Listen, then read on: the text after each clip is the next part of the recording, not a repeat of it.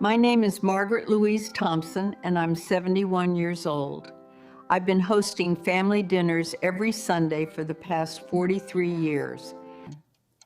It started when my husband Robert and I first bought our house in Columbus, Ohio, and continued through raising 3 children.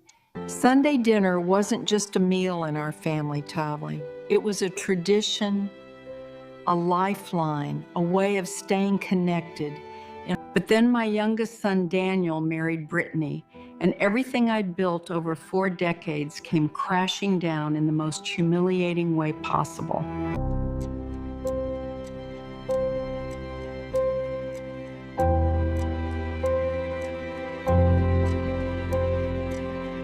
What she didn't count on was that you can't erase 43 years of love and tradition with a few manipulative lies.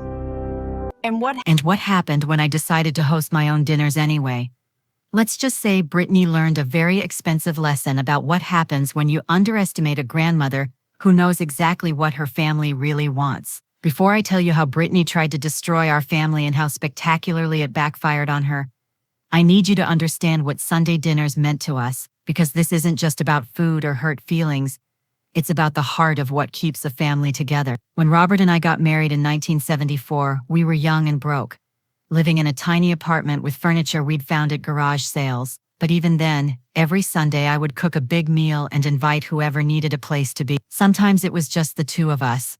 Sometimes we'd have neighbors or friends from church.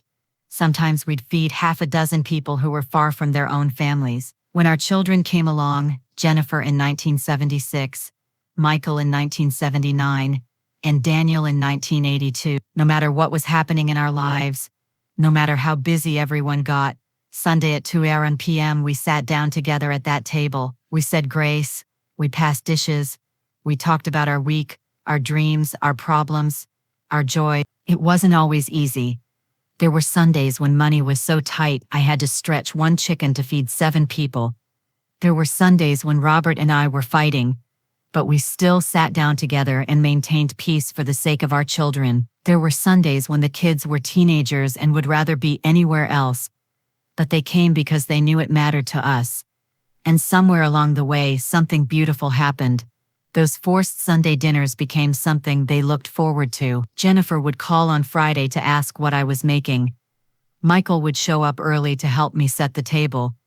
Daniel would bring his college friends who had nowhere else to go for a home-cooked meal. When they started getting married and having children of their own, Sunday dinners evolved, but never stopped. Jennifer married Thomas and brought him into the fold. Michael married Elena, and suddenly we had authentic Mexican dishes alongside my pot roast. The grandchildren came and the table got bigger, the noise got louder and my heart got fuller. After Robert died, Sunday dinners became even more important. They were the thing that got me through the grief, the reason I got out of bed, the reminder that even though I'd lost my husband, I still had a family that needed me. And then Daniel brought Brittany home. I'll never forget the first Sunday dinner she attended. Daniel had been dating her for about 3 months and was clearly smitten. She was 28 years old, beautiful in that calculated way that takes hours to achieve, with long blonde hair extensions, designer clothes and nails so long I wondered how she managed to do anything practical with them. "Mom, this is Brittany," Daniel said proudly, his arm around her waist. I hugged her warmly, genuinely excited to meet the woman who had put such a light in my son's eyes. "It's so wonderful to meet you, dear. Daniel has told us so much about you." She offered me a limp handshake instead of returning the hug, and I should have known right then that we were going to have problems. During dinner, I noticed several things about Brittany. She barely ate, pushing food around her plate while everyone else devoured second. She looked at my china, the goods set that Robert and I had received as a wedding gift, like it was from a thrift store. She checked her phone constantly, only half listening to the conversation flowing around her. But most tellingly, she watched everything I did with a critical eye. When I got up to refill someone's glass, she watched. When I brought out dessert, she watched. When everyone thanked me for the meal and helped clear the table, she watched with this calculating expression that made me uneasy. After everyone left, Daniel stayed behind to help me clean up, like he always did. "So, what did you think of Brittany?" he asked eagerly. I chose my words carefully. She seems lovely, honey. Very pretty. She is, isn't she? Mom, I think she might be the one. My heart sank a little, but I smiled and kissed his cheek. If she makes you happy, then I'm happy. But I wasn't happy. Something about Brittany felt wrong, and a mother's intuition is rarely wrong. Over the next few months, Brittany came to more Sunday dinners, and I started to see a pattern. She would compliment my cooking in a way that somehow felt like a criticism. This is so rustic, she'd say about my homemade rolls. Or, I love how you're not afraid to use butter and cream, so authentic and traditional. Traditional. She said it like it was a disease. She also started making little suggestions. Margaret, have you ever thought about using cloth napkins instead of paper? It's so much more elegant. Or family dinners are really becoming popular again. There are some amazing caterers who specialize in family-style meals if you ever want to simplify things. Caterers. For Sunday dinner. In my own home. But I bit my tongue because I could see how much Daniel loved her, and I didn't want to be the overbearing mother-in-law who criticized his girlfriend. Then came the Thanksgiving when everything started to change. I had been hosting Thanksgiving it was always at my house, always the traditional meal that everyone looked forward to. Turkey, stuffing, mashed potatoes, gravy, green bean casserole, cranberry sauce, and my famous pumpkin pie that Robert had loved so much. 2 weeks before Thanksgiving, Daniel called me. Mom, I need to talk to you about Thanksgiving. Of course, honey. Are you bringing Brittany? I need to know for the head count. Actually, that's what I wanted to discuss. Brittany was hoping she could help with Thanksgiving this year.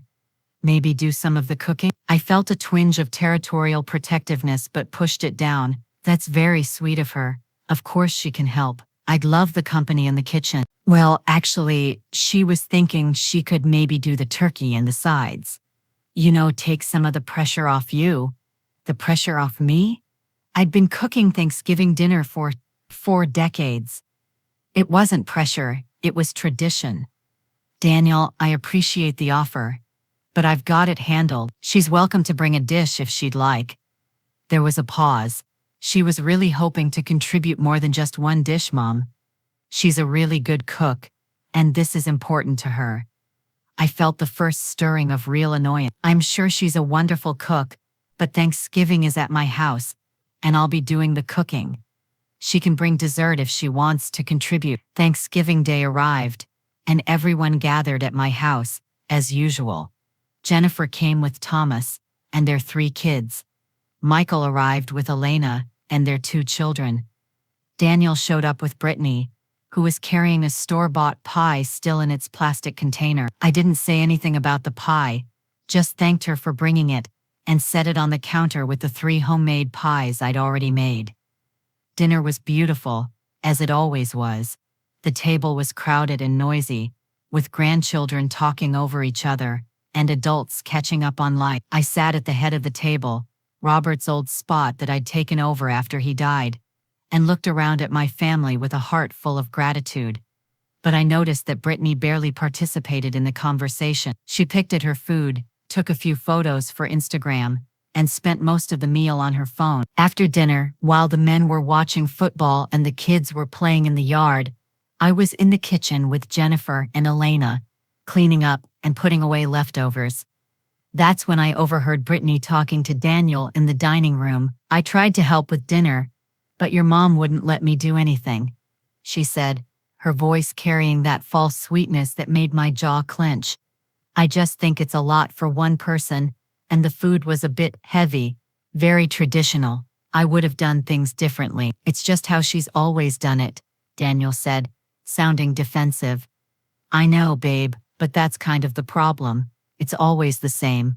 The same food, the same schedule, the same everything. It's nice, but wouldn't it be fun to mix things up, do something new? I saw Jennifer and Elena exchange glances with me, their faces showing the same irritation I was feeling. My mother has been hosting these dinners for my entire life, Daniel said. It's not about the food being different, it's about the tradition. But tradition can be stifling, don't you think? Like, what if we hosted Thanksgiving next year? We could do something modern and fun.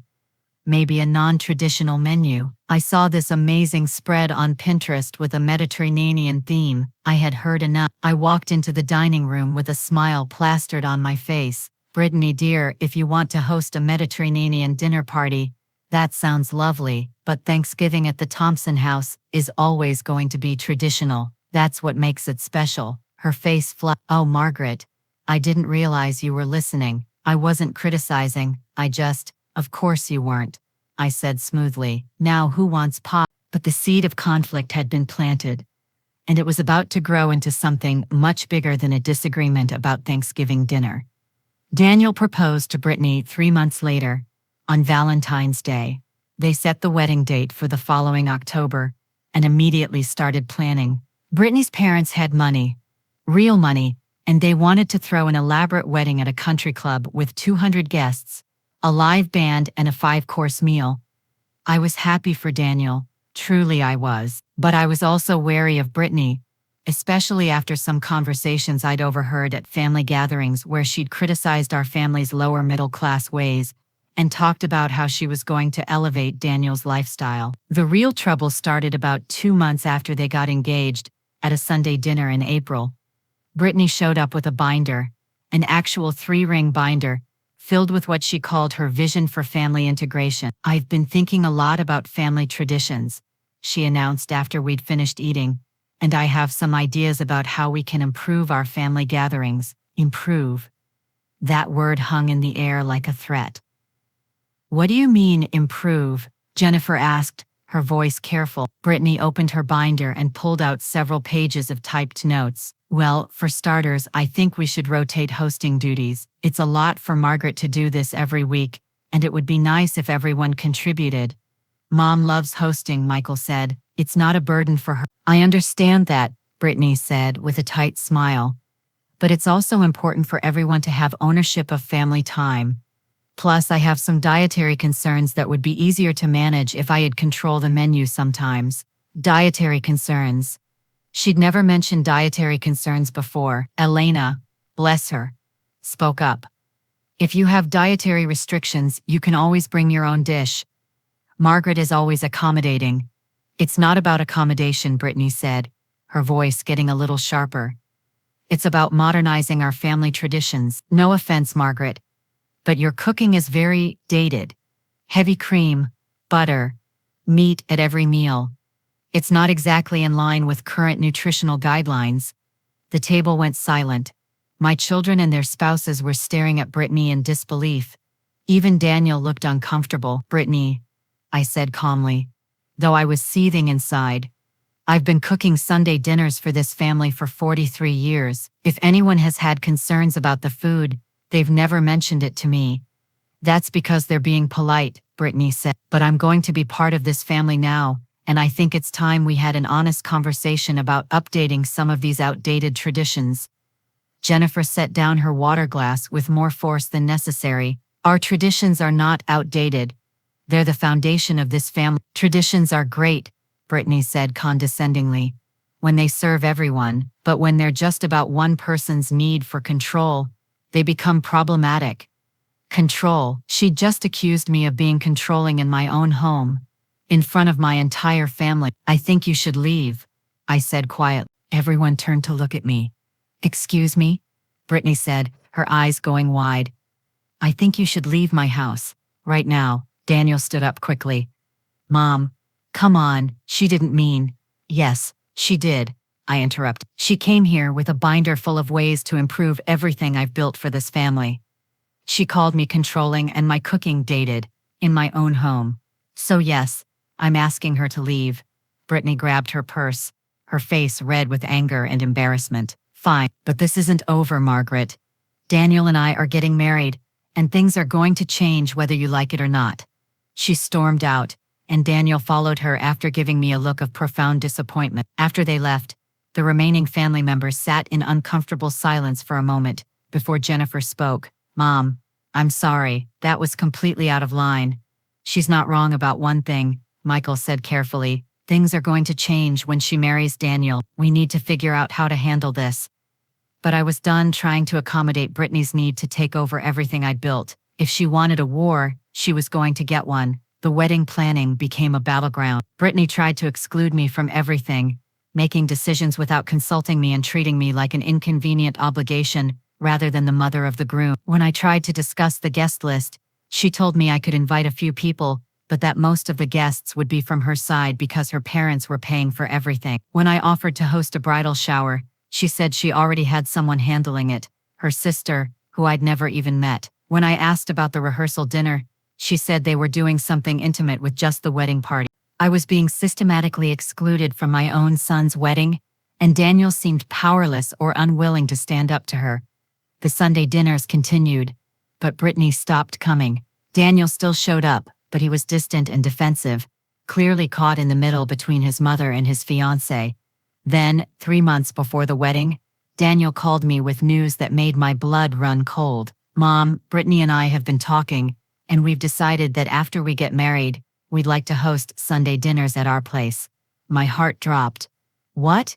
We're buying a house in Westerville and it has a great dining room." Brittany's really excited about hosting family dinners and putting her own spin on things.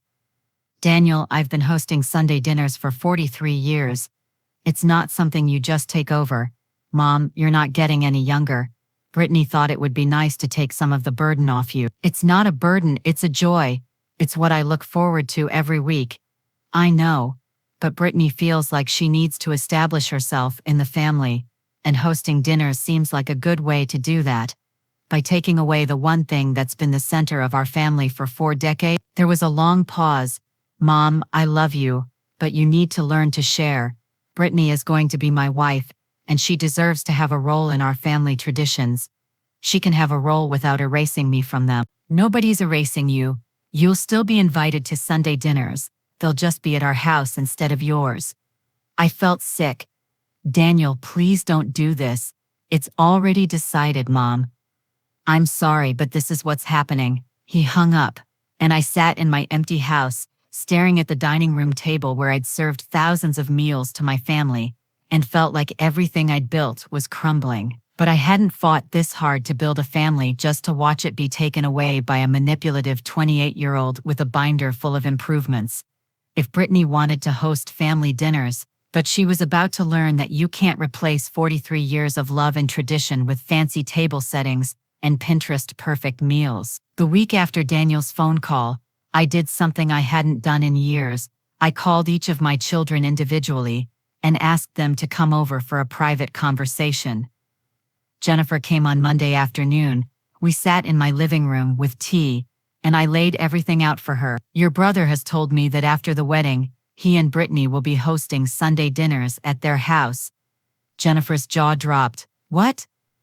But you've always hosted." "I know, but apparently Brittany feels she needs to establish herself in the family, and this is how she's chosen to do it." "That's ridiculous. You're the matriarch of this family. Sunday dinners are yours." "I appreciate that, sweetie, but I need to know something. If they host Sunday dinners, will you go?" Jennifer looked uncomfortable. "Mom, I don't want to be in the middle of this. I'm not asking you to choose sides. I'm asking you an honest question. If Brittany hosts Sunday dinners instead of me, will you attend?" She was quiet for a long moment. "I guess I'd have to, wouldn't I? I mean, Daniel is my brother. I can't just refuse to come to family dinner." It was the answer I expected, but it still hurt.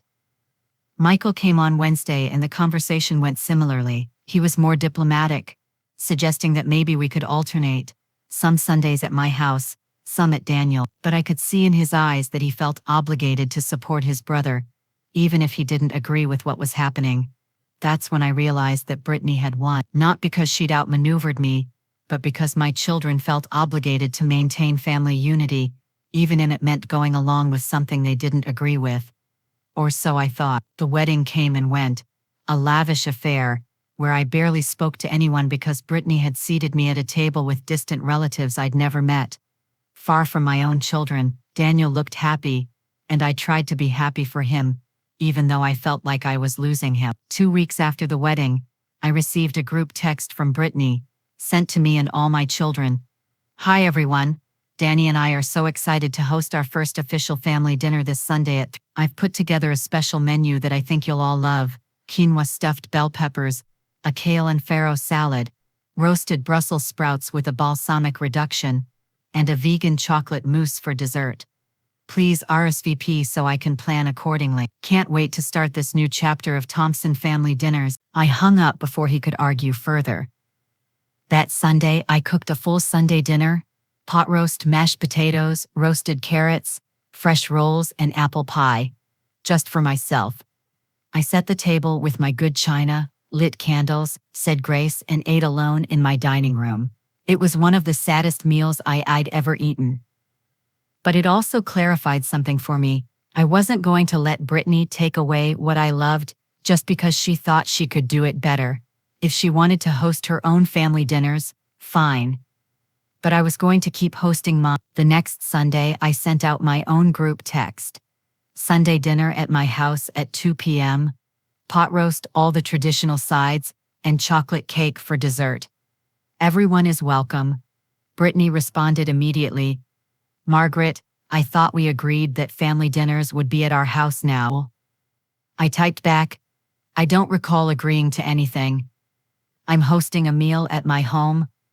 Anyone who would like to attend is welcome to do so. My phone rang immediately.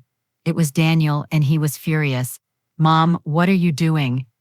You're going to divide the family. I'm not dividing anyone. I'm simply continuing a tradition that I started 43 years ago.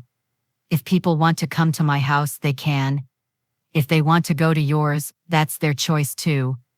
But Brittany is hosting family dinner at 3 p.m. You're deliberately scheduling yours at the same time. No, I'm scheduling mine at 2 p.m., which is when I've always hosted Sunday dinner. Brittany is the one who changed the time. If there's a conflict, perhaps she should adjust her schedule. I can't believe you're doing this. Daniel, I love you, but I'm not giving up the one thing that's brought me joy for 4 decades just because your wife wants to play house. She can host all the dinner parties she wants, but Sunday dinner at 2 p.m. at my house will continue as long as I'm able to cook. He hung up on me, and I felt a wave of sadness wash over me. But I also felt a strange sense of peace. I was finally standing up for myself, for what I'd built, for what mattered to me. That Sunday at 1:45 p.m., I had no idea if anyone would show up. I'd cooked enough food for 12 people, but I was fully prepared to eat alone again if that's what it came to. At 1:55 p.m., I heard a car pull into my driveway. I looked out the window and saw Jennifer's minivan. My heart leaped. She walked in with Thomas and their 3 kids, carrying a bottle of wine and a bakery box. We brought bread and a chocolate cake, she said, hugging me tight. Sorry, we're a few minutes early. You came, I whispered, tears in my eyes. Of course we came, Mom. This is where Sunday dinner belongs. At 2:05 p.m., Michael arrived with Elena and their 2 children. They brought flowers and a covered dish. Elena made her famous empanadas, Michael said, kissing my cheek. We figured you could use some backup. By 2:15 p.m., my dining room was full of laughter and noise and love. Everyone except Daniel and Brittany. We said grace, passed dishes, caught up on the week, and celebrated being together. The grandchildren colored at the kids' table while the adults talked and joked around the main table. It was everything Sunday dinner should be. At 2:45 p.m., as we were finishing up the main course and getting ready for dessert, my doorbell rang. I opened it to find Daniel standing there, looking uncomfortable and defeated. Is there room for one more? He asked quietly. There's always room for you, baby. Come in. He walked into the dining room, and everyone looked up in surprise. Jennifer immediately got up and hugged her brother. Where's Brittany? I asked. Home. Waiting for everyone to show up to her dinner. He looked around at the full table. Nobody came, did they? Michael shook his head. We tried to tell you, man. This is where Sunday dinner is. This is where it's always been. Daniel sat down heavily in the chair next to me, his usual spot. She's going to be furious. I imagine she is, I said, putting food on a plate for him, but that's between you and her. We finished dinner with Daniel there, and I watched him relax as the meal went on. like he was finally home after a long journey. After everyone left and I was cleaning up, Daniel stayed behind to help, like he used to. "Mom, I'm sorry," he said as he dried dishes. "I should have stood up for you. I should have told Brittany that she couldn't just take over your traditions. You were trying to keep everyone happy." I said, "I understand that. But you can't make everyone happy, Daniel. Sometimes you have to choose what's right, even if it's not what's easy. She's going to make my life hell when I get home. Probably. But you need to ask yourself a question. Do you want to be married to someone who tries to cut you off from your family? Someone who thinks she can erase your history and replace it with her version?" He was quiet for a long moment. What if I made a mistake? I stopped washing and turned to look at him. "Did you?" "I don't know. When I'm with her, everything seems so clear. But when I'm here with you and everyone else, I feel like I've lost something important." "You haven't lost anything, honey. It's all still here waiting for you whenever you're ready." He hugged me tight, and I could feel him shaking. "I love you, Mom. I love you too, baby. Now go home to your wife. But remember, there's always a place for you at my table." What happened after that Sunday became known in our family as the Great Dinner War, and the fallout was more spectacular than I could have imagined. Brittany was, as Daniel predicted, furious. She sent a scathing text to the family group chat, accusing us of sabotaging her dinner and disrespecting her as Daniel's wife.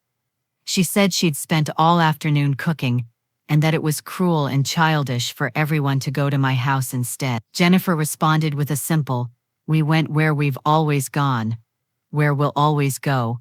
Brittany tried again the next Sunday, sending out another invitation for dinner at her house. This time she tried a different approach. She scheduled it for 12:30 p.m., before my usual 2 p.m. dinner time. Nobody showed up to that one either. The third Sunday she didn't send an invitation at all, and Daniel showed up at my house at 1:45 p.m., looking exhausted. "She told me I had to choose," he said when he arrived.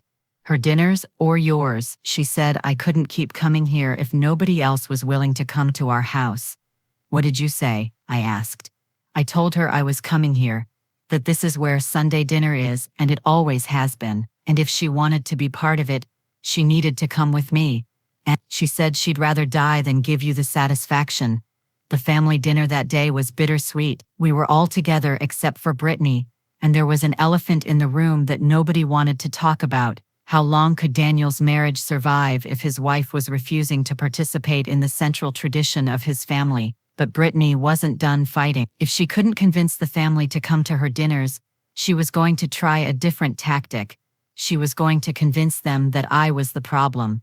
The first hint of her new strategy came when my daughter Jennifer called me on a Tuesday evening, sounding upset. "Mom, Brittany sent me a really long text message today."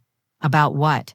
"About you." She said she's concerned about your need for control and your inability to let go and let the next generation lead. She said she thinks you're holding the family back from growth and that she's worried about your mental health. My mental health. She was now publicly questioning my mental stability. "What did you say to her?" I asked.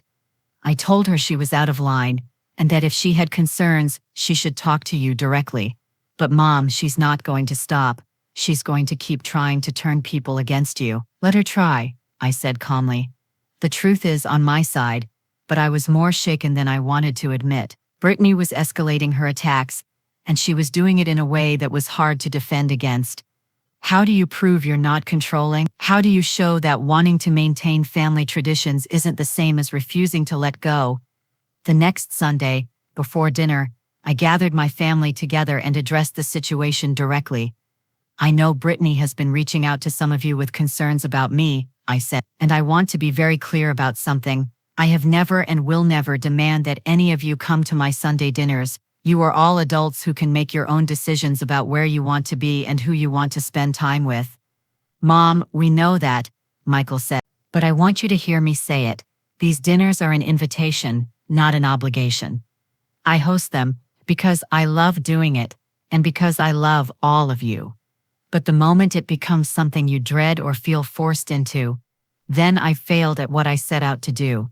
Elena spoke up. "Margaret, none of us feel obligated. We come because this is where we want to be. I know that, but Brittany is trying to paint a different picture, and I want to make sure you all know that if you ever do want to go to her dinners instead, or if you want to skip Sunday dinner altogether, I will understand and I will still love you just as much." Jennifer started crying. "Mom, stop, you're our family. This is our tradition. Brittany doesn't get to come in and erase that just because she married Daniel." That Sunday dinner was particularly emotional. We talked openly about the situation, about Daniel's marriage, about Brittany's behavior. And something important happened. My family started to see that this wasn't about me versus Brittany. It was about someone trying to destroy something beautiful because she couldn't control it. The breaking point came 3 weeks later. On a Sunday in early December, I was in my kitchen, preparing dinner as usual, when I heard raised voices outside.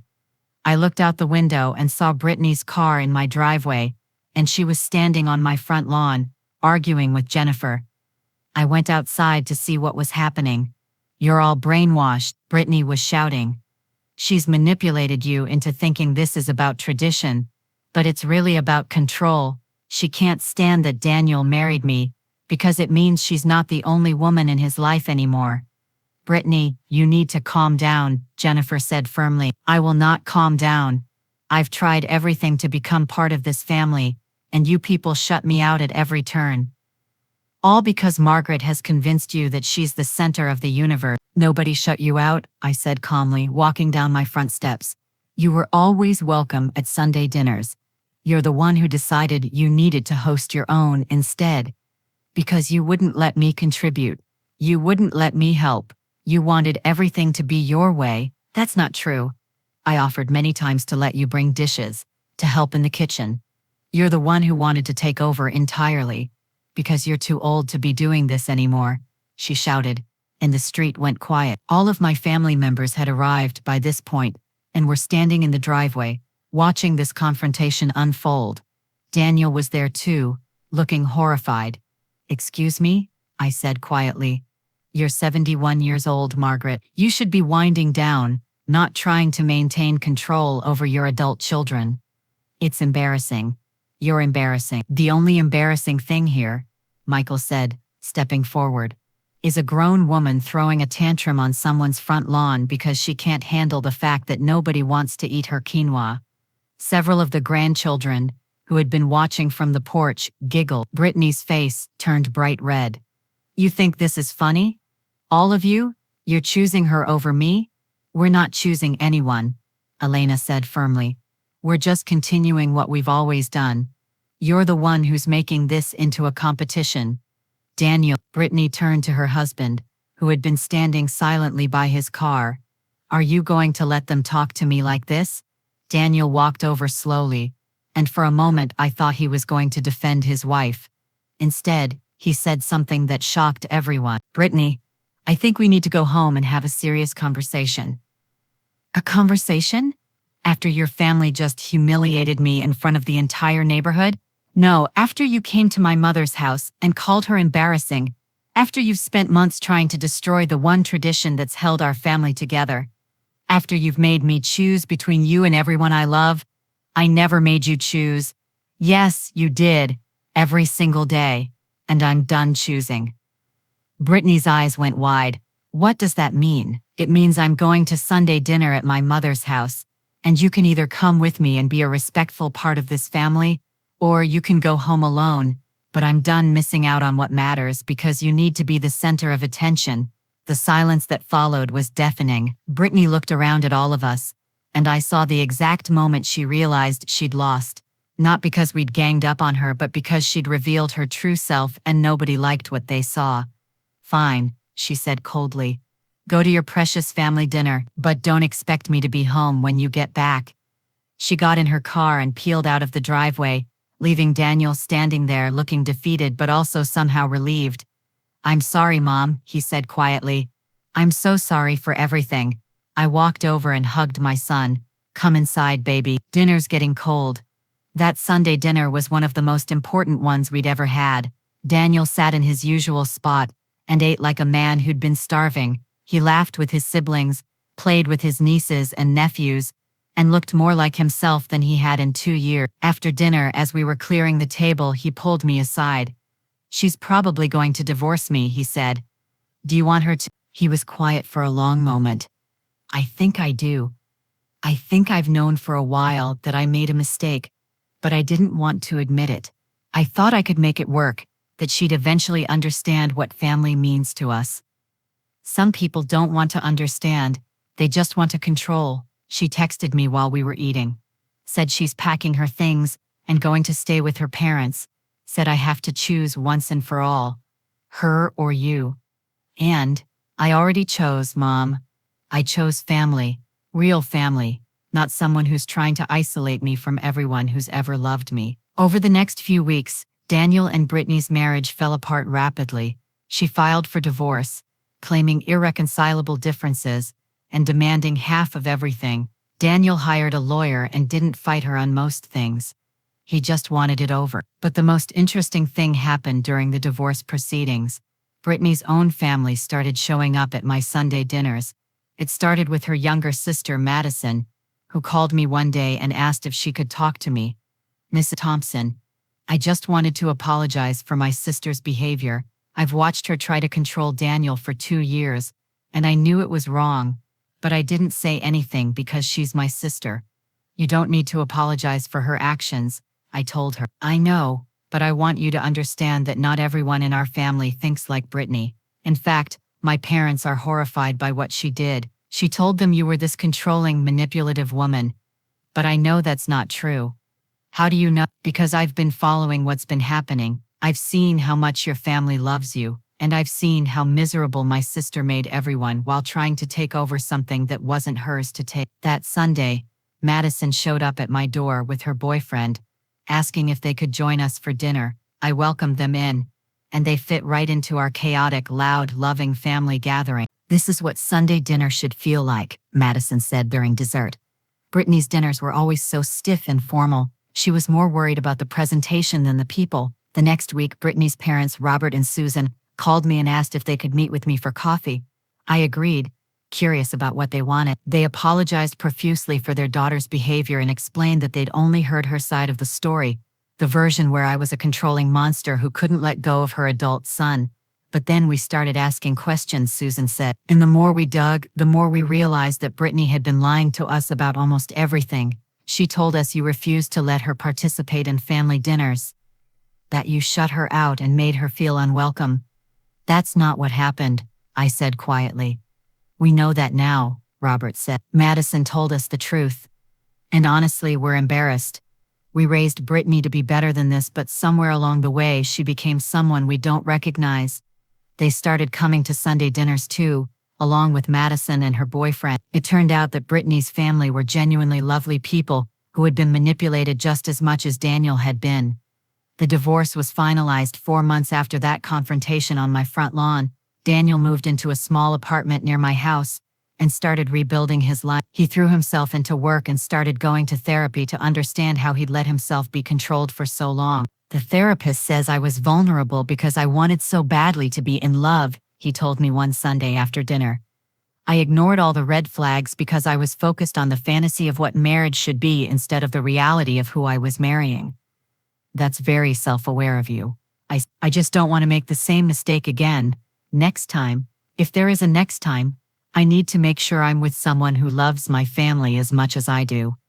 6 months after the divorce, we held a Sunday dinner that had 53 people in attendance. My house couldn't hold everyone, so we set up tables in the backyard and turned it into a potluck where everyone brought something to share. Jennifer and her family were there. Michael and Elena brought their kids. Daniel came with a new woman he'd started dating, a teacher named Rachel, who brought homemade rolls and spent the afternoon playing with the grandchildren. Madison brought her now fiancé.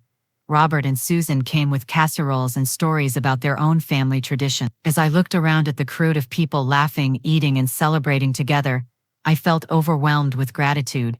Brittany had tried to destroy what I'd built, but instead she'd made it stronger. She'd made us appreciate what we had, made us fight for it, made us realize that tradition isn't about being stuck in the past, It's about honoring what matters while making room for new people who truly want to be part of it. Daniel pulled me aside as the sun was setting and everyone was having dessert.